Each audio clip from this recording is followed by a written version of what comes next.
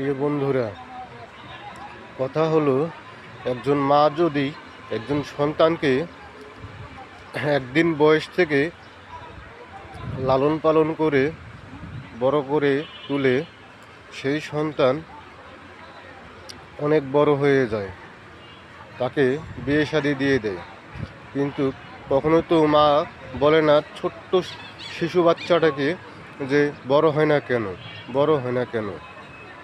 আমরা বন্ধুরা যেহেতু ফেসবুকে আইডি খুলেছি, পেজ খুলেছি,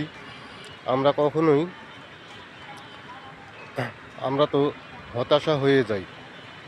কেন? আমাদের ধৈর্য নাই, কারণ কন্টেন্ট মনিটাইজেশন আমরা না পাইতেই আমরা ধৈর্য হারিয়ে ফেলি, যে পাই না কেন, ফেসবুক মামা আমাদেরকে দেয় না কেন। এটা কখনোই বলা যাবে না, ধৈর্যের গুণ আছে।